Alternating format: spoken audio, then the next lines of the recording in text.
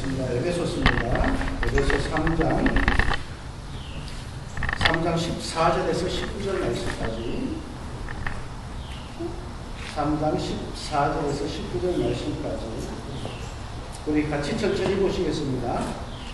14절에 이러므로 내가 하늘과 땅에 있는 각 족속에게 이름을 주신 아버지 앞에 무릎을 꿇고 비노니 그의 영광의 풍성함을 따라 그의 성령으로 말미암아 너희 속 사람을 능력으로 강건하게 하시오며 믿음으로 말미암아 그리스도께서 너희 마음에 계시게 하시옵고 너희가 사랑 가운데서 뿌리가 박히고 터가 굳어져서 능히 모든 성도와 함께 지식에 넘치는 그리스도의 사랑을 알고 그 너비와 길이와 높이와 깊이가 어떠함을 깨달아 하나님의 모든 충만하신 것으로 너희에게 충만하게 하시기를 구하노라. 아멘. 여러분 어떻습니까? 여러분 그 자신의 마음을 잘 다스릴 수 있으신가요? 참 많이 힘든 것 같아요. 마음을 다스린다는 것이.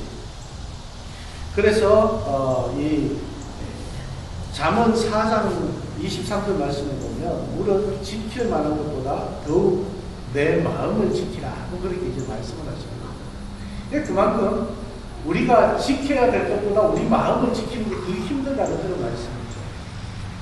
그리고 잠언 16장 32절에 보면은 자기의 마음을 다스리는 자는 성을 빼앗는 자보다 낫다 하고 그렇게 이제 말씀을 하십니다. 그만큼 힘들다는 문제입니다. 그런데 문제는 내가 내 마음을 다스릴 수 있느냐라는 것입니다. 그래서 오늘 설교 제목을 내 마음 같지가 않네 라고 그렇게 이제 정했는데 우리 믿는 사람들이나 그리고 또 특별히 목회자들이나 그리고 앞에 리더하는 사람들이 자주 하는 말 중에 아마 그 말이 그거예요. 내 마음 같지가 않네. 그렇게 봐요. 특히 사업하시는 분들도 그러실 것이고. 참 내 마음 같지가 않은 것이 오늘날 현실 아닙니까? 코로나로 인해서 더 그럴 것 같습니다. 우리가 내 마음대로 하면 되지 뭐 그러면서 이제 큰 소리 치면서 하시는 분들 보면은 나중에는 내 마음 같지가 않네. 그러고 이제 후회하시는 분들이 참 많은 것 같습니다. 사실 내 마음대로 된다는 것이 참 어려운 일입니다. 우리 마음은 알게 모르게 못된 생각은 참 잘 자라나는 거예요. 그런데 우리가 정말 좋은 생각하고 착한 마음을 가지고 이런 마음을 우리가 생각을 하고 마음을 가질 때 그것이 오래 가지를 못하는 거예요. 빨리 시들어버려요.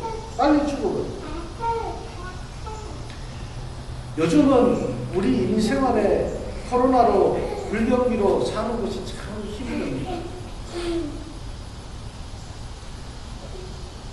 우리 그 침례교 조금 전에 우리가 예리전에 말씀도 나눴지만 침례교의 그 NC 지방의 목사님들이 그리고 교회들이 굉장히 어려움을 많이 겪고 있어요.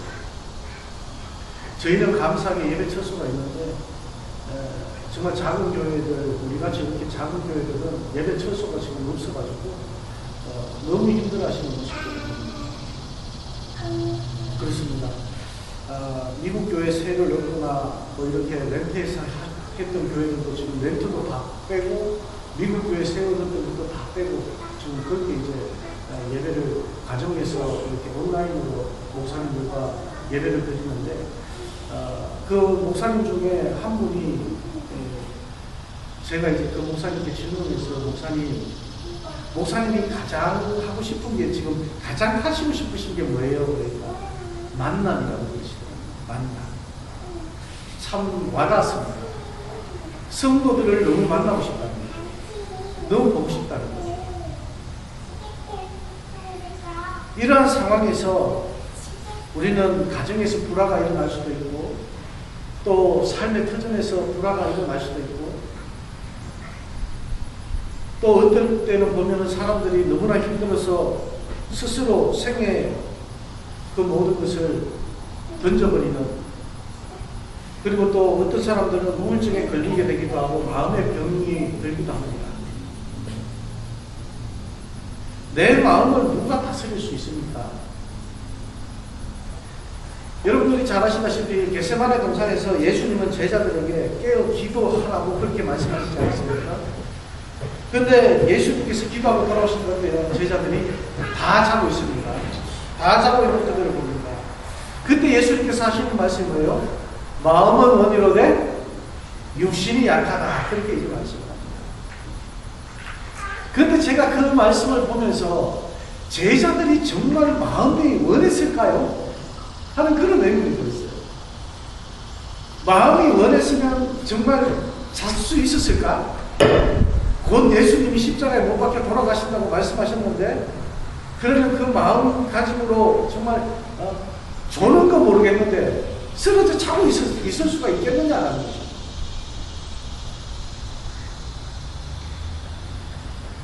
우리는 어쩌다 뭐 조그만한 거 하나라도 손해보면은 화가 나고 속상해서 잠을 못 자지 않습니까? 그런데 가장 큰 것, 이 제자들에게 가장 큰 건 예수님을 지금 이렇게 생겼는데 잠이 오겠냐는 것입니다. 여러분, 우리 마음은 참 약합니다. 착하게 살아야지, 정직하게 살아야지 하면서도 나도 모르게 잘못된 길을 걸어갈 때도 있어요. 때로는 내가 참 봉사하면서 부지런하게 살아야지 그러는데 나도 모르게 게을러지게 되고, 우리가 생각하면 지금도 참 감사할 일이 너무나 많지 않습니까? 이렇게 힘들고 어려운 시기에 우리가 주님 앞에 나와 예배드릴 수 있는 것 이 또한 감사고, 여러분 가정에 모두 다가 건강한 거 모두 다 감사한 거 아닙니까? 그런데 어떻게 합니까? 감사하다 감사하면서 살아야지, 그래야지 하면서도 어떻게 해요? 얼마 안 지나서 우리 마음속에 원망이 나오고 불평이 나오고 그렇게 돼요. 왜 이렇게 되느냐? 내 마음을 내 마음대로 하지 못하기 때문에 그런 거예요. 그래서 사도 바울은 오늘 말씀에서 성도들을 위해서 간절히 기도하면서 속 사람이 강건하게 되고 마음이 새롭게 되기를 이렇게 강구하고 있다는 것입니다. 그러면 우리가 내 마음 같지가 않네 이 말보다 우리의 속 사람이 강건해지면은 하나님께서 인도하시는 길을 따라갈 수 있다는 것이에요. 그러면 우리가 어떻게 하면 속 사람이 강건해지고 우리의 마음이 새로워질까 하는 것입니다. 16절 말씀을 보면 그의 영광의 풍성함을 따라 그의 성령으로 말미암아 너희 속사람을 능력으로 강건하게 하시오며, 그렇게 말씀합니다. 사도 바울은 속사람을 성령의 능력으로 강건하게 하시기를 기도하고 있다는 것입니다. 내 마음은 내 생각이나 내 의지로 된다는 얘기가 아닙니다. 그렇죠? 성령님이 내 마음을 주장해 주셔서 내 생각보다 훨씬 더 깊은 곳에서 변화를 일으키는, 성령님이 내 마음에 오셔서 내 마음을 주장하실 때 내가 모든 악으로부터 자유하게 되고 내 심령이 더욱더 공고해지고 깨끗하게 세워져 갈 수가 있다는 것입니다.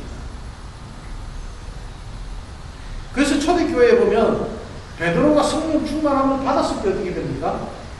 어두웠던 과거가 그의 나약한 이 모든 것들을 다 이기고 예수 그리스도의 사랑과 그 은혜에 충만해가지고 참 많은 역사들을 일으키지 않습니다. 예수님의 제자들, 그 사도들이 어떻게 해요? 오순절 성령의 역사하심이 임할 때, 성령이 임하실 때 그들의 삶이 완전히 변해버렸다. 그때까지는 자기의 뜻대로 자기의 생각대로 행했지만은 성령의 역사하심을 받고 난 다음에는 성령이 이끄는 삶을 살아가는 그들이었다는 거죠. 우리의 내적 생명을 정말 엉뚱한 데로 끌고 가고 있는 것이 뭔지 아십니까? 제자들이 예수님과 3년 동안 함께 동행하면서 그 마음 속에서 잘못된 방향으로 걸어가게 된 것이 뭐냐면요, 우리 내면의 교만한 거예요. 교만. 내가 내 마음을 다스릴 수 있다는 교만함. 내가 하면 무엇이든지 다 이룰 수 있다는 교만함. 우리가 그 내면적인 교만함에 빠져들게 될 때 하나님의 은혜를 잃어버리게 되는 것입니다. 내가 들어가기 때문에 하나님이 나가기를 만들어버립니다. 우리 마음의 육체를 따라서 행한 일에는 반드시 후회가 있습니다. 그러나 성령의 인도하심과 성령의 이끌림으로 나가는 길은 반드시 하나님께서 의의 길로 인도하신다는 것을 여러분 믿으시길 바랍니다. 우리 속에 일어나는 모든 죄성을 무엇으로 이길 수가 있느냐요? 우리 스스로는 이길 수가 없습니다. 나 스스로 이길 수 있다고 생각하지만 안 됩니다. 오직 성령으로만 가능합니다. 성령님께서 주의 영이 여러분 각 심령에 임하실 때에 어두운 마음을 물리치게 되고 밝은 마음으로 우리가 바뀌어 살 수가 있게 될 줄 믿습니다. 그리고 17절 말씀에 보면요, 믿음으로 말미암아 그리스도께서 너희 마음에 계시게 하시옵고, 예수 그리스도께서 우리 마음에 계셔야 된다는 것입니다. 우리는 어떻게 믿음으로 예수 그리스도를 영접해서 그리스도가 나를 주장하게 해야 된다는 것입니다. 우리 구원을 어떻게 받습니까? 예수를 믿음으로 우리가 입으로 시인해서 그를 영접함으로 우리가 구원을 받습니다. 요한복음 15장 7절 말씀에도 보면은 내 말이 너희 안에 거하면이라고 말씀하셨습니다. 알게 모르게 주님께서 나를 주장하시고 주님의 말씀이 내 안에 거하시기 때문에 주님이 내 마음을 다스려 주실 때 우리는 놀라운 역사를 경험하게 됩니다. 항상 우리 마음을 지배하도록 믿음으로 우리는 주님을 영접해야 합니다. 여러분, 우리 크리스찬이라는 말을 많이 씁니다. 내비두세요. 애들이 조용하게 이상한 거예요. 애들은. 자, 크리스찬이라는 말을 참 많이 씁니다. 크리스찬은 어떤 사람이 크리스찬이에요? 예수 그리스도를 나의 구세주로 고백한 사람이 크리스찬입니다. 그죠? 이 말은 뭐예요? 예수님, 당신이 나의 주인이십니다. 라는 이 말이에요. 예수 그리스도를 나의 왕으로, 예수 그리스도를 내 마음의 주인으로 영접한 사람이 크리스찬이라는 거예요. 자, 그렇다면 여기에서 나옵니다. 우리가 신앙생활 하는 것과 교회 오는 건 달라요. 무슨 말인지 알겠죠? 우리가 믿음 생활하는 것과 교회 생활은 다르다는 것이에요. 교회 생활은 누구나가 다 할 수 있는데 믿음 생활은 누구나가 다 할 수 없다는 거예요. 성령께서 인도하시는 자가 할 수 있다는 거예요. 그렇기 때문에 우리 성령을 간구해야 돼요.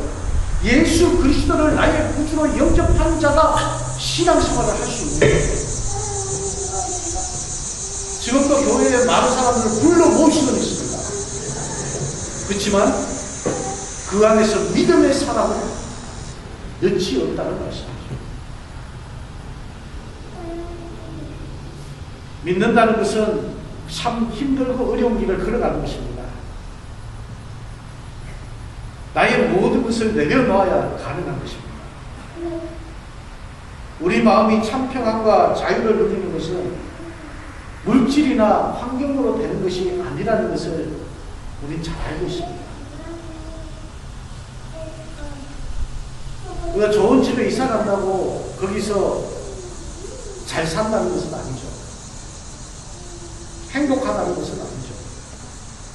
좋은 직장을 갖고 있다고 해서 우리가 참 평안과 자유를 누릴 수 있는 것은 아닙니다. 중요한 것은 주님이 내 속에 계셔서 나를 다스릴 때, 내 마음을 인도해 주실 때, 내 마음은 주님의 사랑으로 넘치게 될 줄 믿습니다. 그렇게 될 때 그 안에 참 평안이 있을 수 있는 거예요. 참 만족을 누릴 수 있는 거예요. 새로운 세계가 펼쳐집니다. 주님이 나를 다스릴 때 내가 겸손해질 수가 있다는 것입니다.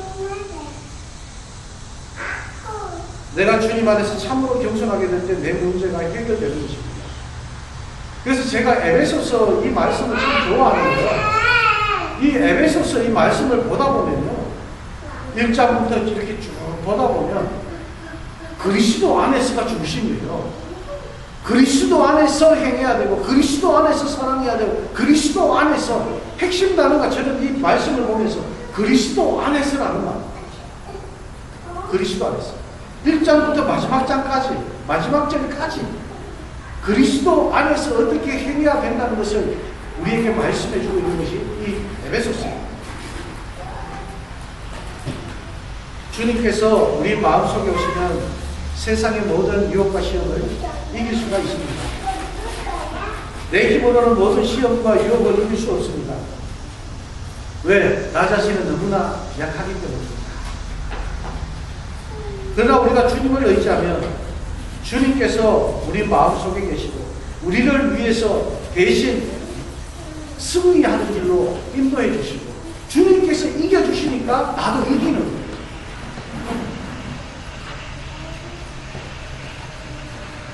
나를 미워하는 사람도 용서하고 뭐 이런저런 사람 다 사랑할 수 있게 하는 것이 예수의 힘인 것 같습니다. 한 번 더 우리가 생각하게 하는 것도 예수의 힘이고요. 한 번 더 사랑하게 하는 것도 예수의 힘이고 한 번 더 용서하게 하는 것도 예수의 힘인 줄 믿습니다. 주님께서 우리 마음속에 계실 때에는 미래가 보장되기 때문에 우리 마음에 좀 여유가 생기는 것 같아요. 그런데 그 마음의 여유를 갖고 돌아서서 예배드리고 돌아서서 나가면 마음이 막 불안해져. 우리가 이 마음을 계속해서 가질 수 있도록 우리가 기도하고 주님을 모시는 것을 먼저 우선으로 해야 돼요. 오늘 실패해도 다음에 성공할 수 있는 것은 주님이 나와 함께 하시는 거예요. 많은 간증을 하시고 많은 다니시면서 집회를 하시는 그런 분들 이렇게 말씀을 이렇게 들어보면 실패한 후에 주님과 함께 하니까 실패해도 그 후에 성공하게 하시더라는 것이죠. 여러분, 우리 믿는 사람들의 가장 큰 축복은 주님을 우리 마음 중심에 영접하고 주님께서 우리 마음을 다스리고 주님 뜻대로 매일매일 생활하는 것인 줄 믿습니다.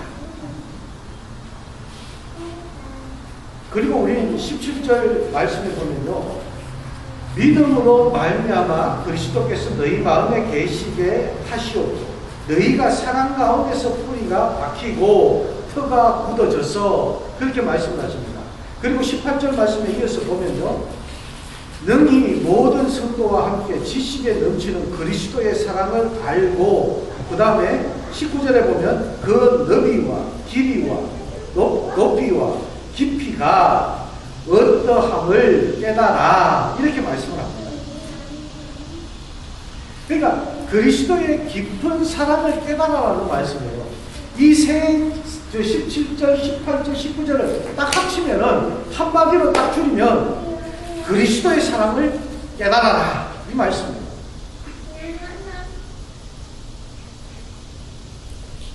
그리고 19절 말씀 이어서 계속해서 보면 하나님의 모든 충만하신 것으로 너희에게 충만하게 하시기를 구하노라, 이렇게 말씀을 합니다.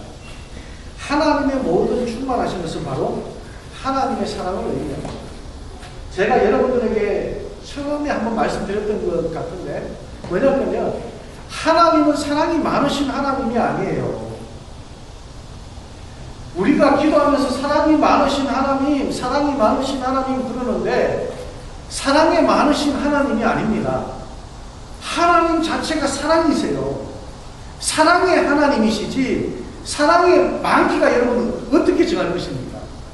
어느 정도 많아야 많은 것입니까? 아닙니다. 하나님은 사랑 그 자체입니다. 사랑의 하나님이십니다. 그렇기 때문에 우리는 사랑이 많으신 하나님 이것이 아니라 오늘 이 말씀에 하나님의 모든 충만하신 것, 이게 뭐예요? 하나님의 모든 충만하신 것은 바로 사랑이라는 것입니다. 하나님께서 우리를 사랑하시기 때문에 독생자 예수 그리스도를 이 땅에 보내주신 거예요. 하나님께서 우리를 사랑하시기 때문에 구원의 길을 열어주신 거예요. 하나님께서 우리를 사랑하시기 때문에 이 자리에 나와서 하나님의 은혜로 살아가게 하시는 거예요.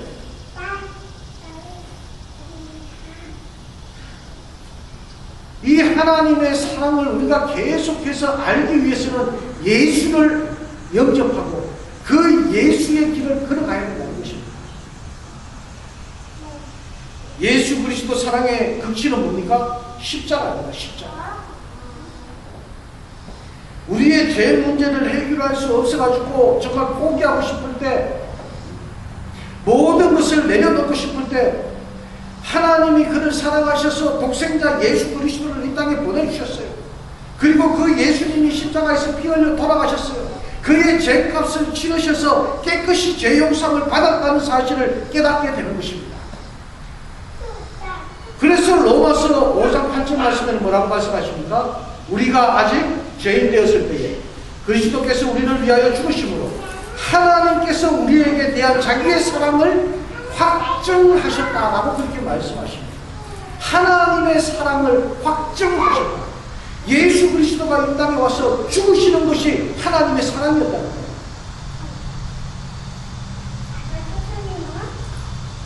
그리스도께서는 자기의 생명을 대신 바쳐서 우리를 죄에서 구원하여 주셨다는 것입니다. 이것이 바로 인류를 사랑하시는 하나님의 마음이고 하나님의 사랑이었습니다. 우리가 좀 더 이 사랑을 깨달을 수 있는 크리스찬, 하나님의 자녀가 되어지길 주님의 이름으로 축원합니다. 그 사랑을 마음에 품고 그 사랑을 우린 실천하면서 살아야 될 줄로 있습니다. 여러분, 우리는 교회를 사랑하는 마음도 있어야 합니다. 하나님을 사랑하는 만큼 교회도 사랑을 해야 됩니다. 이 교회를 사랑한다는 것은 성전을 사랑하는 그 마음도 중요하지만 우리의 모임을 사랑해야 된다는 것입니다. 우리 각자를 사랑해야 된다는 것입니다. 우리 모임, 우리가 교회 아닙니까? 이 한방 웨이크 포레스트라는 이 교회에 우리가 함께 사랑을 나눌 수 있어야 됩니다. 수많은 교회 중에서도 나를 왜 이 교회에 보내주셨을까? 그 보내주신 주님의 사랑의 깊은 뜻을 깨달아 알 수 있기를 원합니다. 즐거운 마음으로 사랑의 헌신과 봉사의 손길을 우리가 펼칠 수 있어야 됩니다. 제가 화요일마다 거기 갈 때마다 크리드 프레젠트 베티스 처치에 가면요, 그 얼굴이 너무나 빛이 나요. 발런티어들이 너무나 감사해요. 뭐 더 필요한 게 없냐고 막 물어보면서 줘요. 심지어 제가 물을 주려고 하면요, 자기들 가지고 있는 물이 더 시원하다고 그런 물을 저한테 주려고 해요. 그렇게 숨기는 분들이에요. 그리고 저한테 그때 비가 약간 내렸던 것 같아요. 비가 약간 내렸나? 며칠 됐나? 그런데 이제 그 할아버지 한 분이 계세요. 백인 할아버지가 저에게 그러시는 거예요. 킹! 왜? 너, 제가 이렇게 내려가서 도와주니까 너 모자도 없이 나를 도와주냐고. 나 모자 많은데 모자 하나 갖다 줄게. 나 머리 커서 모자 맞는 게 없다고. 그러니까 그 백인 할아버지가 다음 주에 자기도 머리가 큰데 맞는 모자가 있다고. 그러면서 그 다음 주에 정말 캐리로 가다가 우리가 바뀌었거든요. 캐리로 못 봤어. 그런데 그분이 우리 담당자로 오셨어요. 크리도 모으러 오셨어요. 그러면서 자기가 명단 보다가 내 이름이 있는 걸 보고 모자를 챙겨오셨어요. 모자를 챙겨왔는데 돌아보니까 보니까 어덜트, 라지, 엑스라지 그러면서 또 맞아 그러면서 주는 거예요. 그리고 그 다음 주에 제가 그 모자를 쓰고 갔거든요. 쓰고 갔는데 너무 기쁘게 맞아주는 거예요. 너무 기쁘게 반겨주는 거예요. 그거 봐, 너 머리에 맞잖아. 그러는 거예요. 그 안에서 자그마한 건데 저는 참 사랑해준다는 그 마음을 받았어요. 누구나를 그렇게 대하는 그분의 모습을 보면서 나도 그분처럼 할 수 있어요. 우리도 그분처럼 그 교회처럼 행할 수 있는 교회가 되어야 되겠다 하는 그 마음을 다시 한번 가져요. 그 마음은 그들 마음속에 하나님의 사랑이 있다는 것입니다. 예수 그리스도의 심장과 예수 그리스도의 마음과 하나님의 사랑을 가지고 그들이 나가고 있기 때문에 그 일을 능히 감당할 수 있는 줄 믿습니다. 여러분, 우리 그런 마음으로 나가길 원합니다. 병들면 병드는 대로 하나님 의지하면 하나님이 고쳐주시겠지. 힘이 들면 힘이 드는 대로 하나님께 맡기면 하나님께서 열어주시겠지. 지금 얼마나 힘듭니까? 그죠? 제가 설교를 이렇게 갈 때마다 집사님 보면은 돌아오면서 눈물이 나요. 기도하면서 오는데 눈물이 나요. 얼마나 힘듭니까? 그렇지만 그 가운데서도 주님 붙잡고 계시기 바랍니다. 주님 그 마음을 붙잡고 계실 때 주님께서 역사하시는 거예요. 주님께서 인도하시는 거예요. 저도 이 말을 참 많이 했습니다. 오늘 설교 제목처럼 참 내 마음 같지가 않네. 그런데 크리스찬으로서 하나님의 자녀로서 목회자로서 이때까지 참 잘못 살았다는 것을 이 말을 통해서 알게 됐습니다. 참 내 마음 같지가 않네. 이 말이 아니라 내 마음의 주인이신 참 주님 마음같이 되어지기를 원합니다 하는 이런 고백이 나와야 될 줄 믿습니다. 이제 우리의 마음과 우리의 또 입술의 고백이 주님 마음같이 되게 해주세요 라는 그런 고백이 나와야 될 줄 믿습니다. 그래서 우리의 남은 삶이 항상 성령의 인도하심으로 주님의 인도하심으로 하나님의 사랑으로 예수 그리스도의 은혜로 가득 채워져서 이 모든 일에 주님 인도하시는 대로 형통한 복이 늘 함께 하시길 주님의 이름으로 축원합니다. 기도하시겠습니다.